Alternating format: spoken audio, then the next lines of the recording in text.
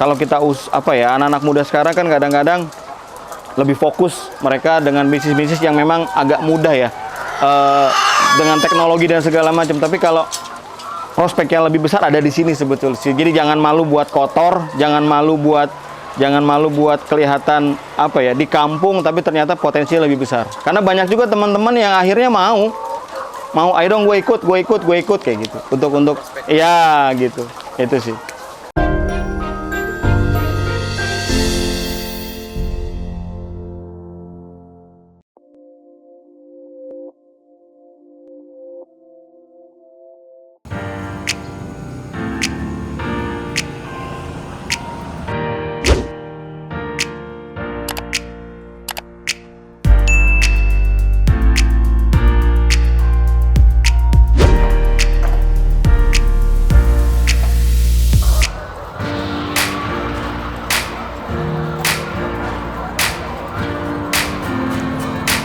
Halo sahabat tani, salam jagat tani. Oke, perkenalkan nama saya Ahmad Mulyadi. Saya Ketua Kelompok Ketahanan Pangan Desa Pengasinan, Kecamatan Gunung Sidur, Kabupaten Bogor. Nama kelompok kami Pemuda Berkah Berkarya Farm. Kita berdiri sejak 2024 kalau untuk Pemuda Berkah Berkarya Farmnya.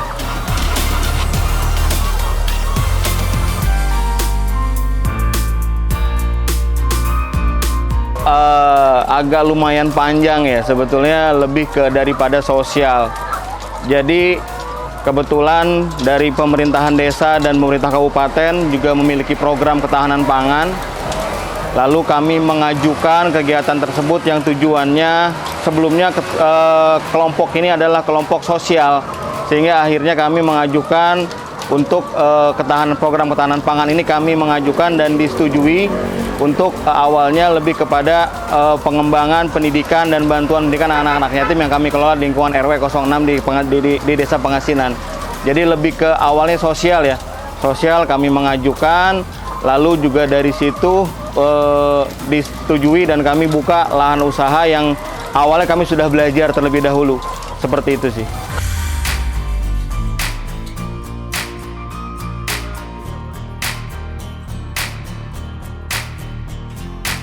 Oke, kalau untuk visi misi sih lebih kepada yang pertama kami ingin mengembangkan ya anak-anak muda sih, terutama yang ada di lingkungan ya, karena memang usaha utama masyarakat di Desa Pengasinan kan peternak dan petani ya.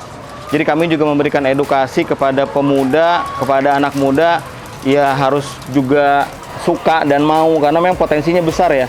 Sumber daya yang kita punya cukup lumayan banyak. Jadi cukup lumayan bisa kita gunakan untuk memaksimalkan potensi lingkungan yang ada. Yang kedua di segi kegiatan sosial sih, tadi balik lagi ya, harapan kami apa yang memang menjadi hasil usaha ini teman-teman bisa diperuntukkan untuk kegiatan sosial yang lebih bermanfaat buat masyarakat, terutama di pendidikan anak-anak yatim. Seperti itu sih.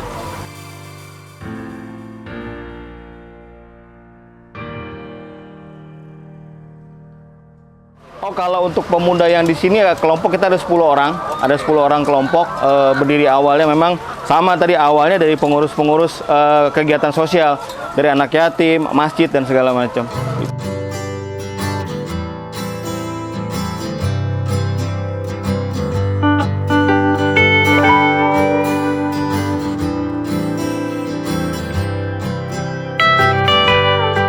Kalau di PBB awal sekitar 1.700 ekor.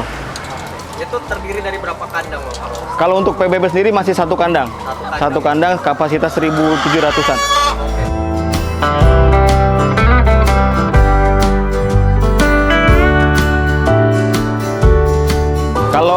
Kalau saya sendiri kan awalnya memang ya belajar dulu ya.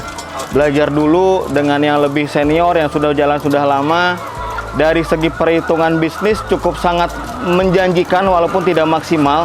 Dari segi perhitungan break even point juga lumayan cukup singkat, tidak terlalu jauh. Jadi sehingga akhirnya ya kami memilih itu karena tadi ya potensinya sudah ada, juga tidak memerlukan keahlian yang khusus, hanya sekedar untuk memastikan bahwa ayam itu sehat dan siap untuk bertelur sih. Jadi secara perhitungan bisnis dan secara potensi masyarakatnya dan potensi anak mudanya cukup lumayan agak luas dibandingkan Dan pengembalian keuntungannya pun juga singkat gitu loh, nggak terlalu jauh, nggak perlu bertahun-tahun lah. Kalau kemarin tuh satu tahun sekitar 1,5 tahun, 1 tahun lah, itu sudah bisa BEP hampir 80%-an.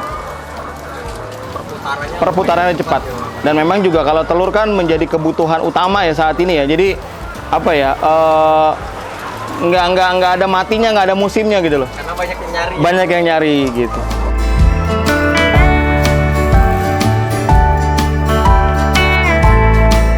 Saat ini pasar kita masih sekitar sini. Itu pun juga tadi masih sangat kekurangan untuk nutupin kebutuhan masyarakat tadi sebetulnya. Jadi pasarnya tidak perlu jauh karena pasar telur ini ya bisa dibilang hampir semua orang sekarang pasti makan telur kan. Jadi pasarnya nggak perlu jauh-jauh. Nah tinggal mau atau enggak aja sih. Karena pasarnya luas tadi. Ya kalau mau sekarang kalaupun di sini saja masih kurang apalagi di tempat lain. Gitu. Itu sih. Prospeknya masih luar biasa. Saat ini ya tadi semuanya kita mungkin ke warung kecil, ke pengecer, ke agen besar, juga ke rumah tangga. Gitu. Itu sih.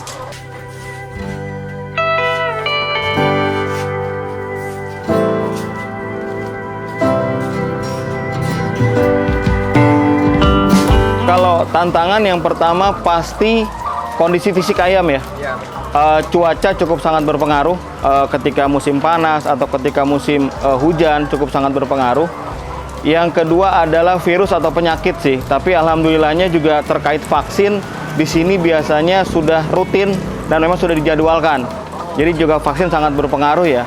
Tantangan kemarin kita sempat mengalami ketika terserang virus ya. Jadi beberapa ayam sakit gitu kan, sakit di tenggorokan, lalu juga beberapa ada yang mati. Jadi itu merupakan tantangan ya karena faktor cuaca dan segala macam. Dan memang namanya dengan makhluk hidup ya, pasti adanya tantangan-tantangan seperti itu, lebih ke sana sih. Kalau untuk dari sisi bisnis, tantangannya ya saat ini sedang kami hadapi cukup lumayan cukup sangat menyulitkan. Dengan kondisi pakan yang dalam waktu 2 bulan naik hampir sekitar 4-5 kali ya. Cukup lumayan ya, hampir sekitar naik ke angka 40-50 ribuan per karung. Dengan kondisi harga yang berada di titik bawah itu ya, kalau dengan kondisi ayam 1.500-an per minggu bisa nombok lumayan sih. Jadi kondisi harga pakan juga sangat mempengaruhi, kondisi harga telur sangat mempengaruhi. Jadi udah 2 bulan ini nih cukup sangat berasa lah di peternak ini, kondisi yang memang perlu juga mungkin diangkat ya. Kondisinya diangkat, disampaikan mungkin ke pihak yang lebih berwenang terhadap tersebut ya. Mungkin bisa, karena lumayan ya dengan harga hampir gapnya tuh turunnya harga telur hampir sekitar 30-40%-an turunnya harga telurnya, lumayan berasa di kita. Sementara pakan itu naiknya hampir sekitar ya 20%-an lebih. Jadi nggak dihitungannya nggak ketemu sih.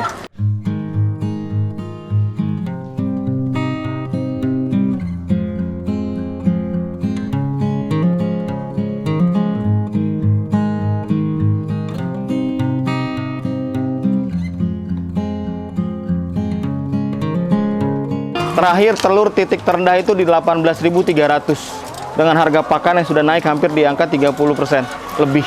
Itu cukup lumayan sangat menyiksa buat kami peternak.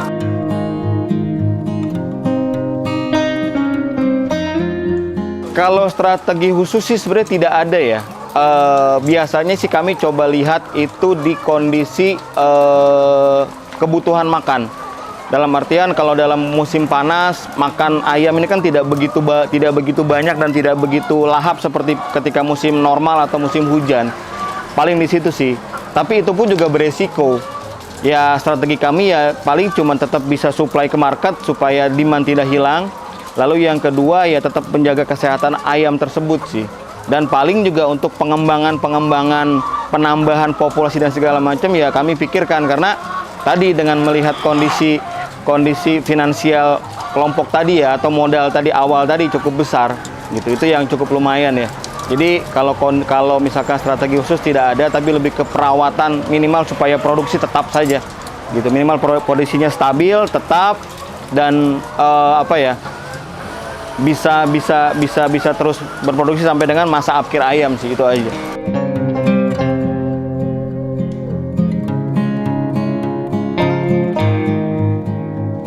Kalau untuk ketahanan pangan sendiri sekitar sekitar 45 kiloan per hari ya. 45 sampai 50 kilo per hari sih. Karena memang ayam sudah berusia hampir 100 minggu lebih. Kebetulan kan biasanya ayam itu maksimal di angka 90 minggu rata-rata ya. Tapi ini karena memang ayamnya sumber puletnya lumayan bagus dan kuat, jadi bisa di atas 100 minggu dan masih sekitar antara 65 sampai 75% per harinya.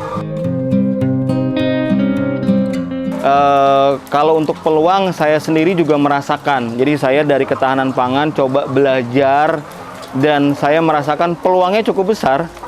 Dengan break even point selama 1 tahun cukup lumayan prospek ya. Dan memang ada penghasilan tambahan. Jadi sebenarnya buat teman-teman anak muda, teman-teman Gen Z terutama yang memang mau mengembangkan usaha, tidak perlu harus di kota, tidak perlu besar. Bahkan terakhir kami bikin program itu bersama Amega Farm. Kami bikin ukuran kandang untuk di rumah dengan ukuran antara 12 sampai dengan 24 ekor itu dengan budget 5 juta. Itu sudah bisa usaha. Dengan budget sekitar 4 sampai 5 juta itu udah bisa usaha. Kandang ayam sudah siap, taruh ayam bisa ditaruh di belakang rumah dan segala macam. Jadi banyak sekali prospek yang bisa kita kembangkan sih dari ayam ya.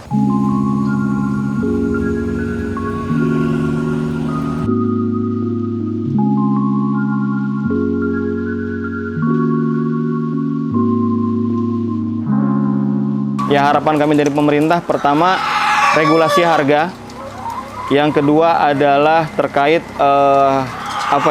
regulasi harga pakan dan harga telur yang juga memperhatikan peternak-peternak kecil, karena jangan sampai dimonopoli, dan kalau sudah demand utama atau kebutuhan primer dimonopoli kan repot ya gitu. Jadi ya harapan kami itu sih, juga fasilitas tambahan lah dari pemerintah yang memang juga memperhatikan, harapannya itu sih.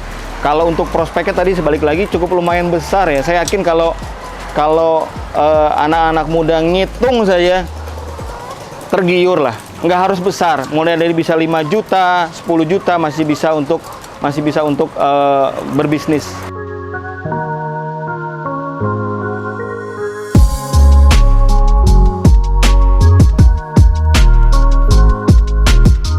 Boleh banget. Jadi kami ada di Pemuda Berkarya Desa Pangasinan Kecamatan Gunung Sindur di RW 06. Kami juga bekerja sama dengan Amega Farm, juga dengan BUMDes Desa Pangasinan Maju Bersama, juga saat ini juga pengembangan di beberapa ayam petelur yang bekerja sama juga dengan desa-desa lain. Jadi beberapa desa-desa lain juga dari sini untuk puletnya rata-rata sama pembuatan kandangnya.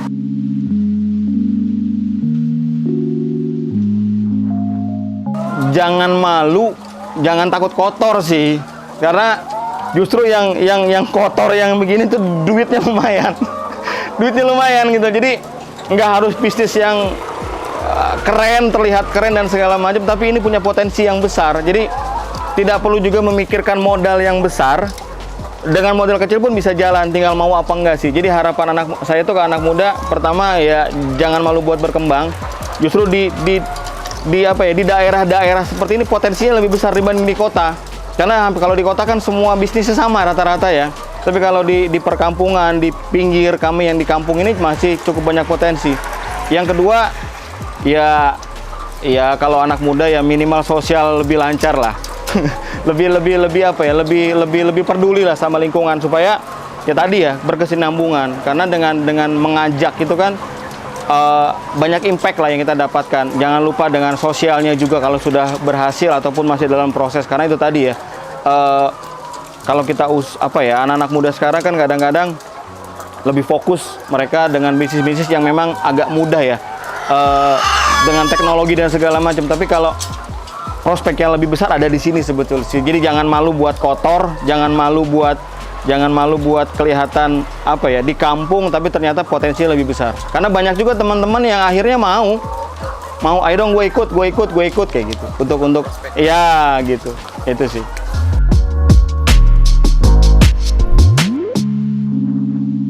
Terima kasih buat teman-teman sahabat tani dimanapun berada. Jangan lupa subscribe YouTube-nya Jaga Tani.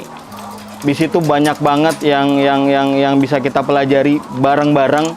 Juga ingat bahwa pertanian dan peternakan itu adalah menjadi identitas masyarakat Indonesia, terutama yang ada di pinggiran, dan itu merupakan salah satu sumber demand atau sumber pendapatan negara yang memang besar tapi tidak begitu dilirik. Tapi kita anak muda kalau bisa sih kembangin sih, udah bertani, jangan malu buat bertani, jangan malu buat beternak sih. Insya Allah pasti ada hasilnya lah. Mungkin dari kami, thank you, terima kasih.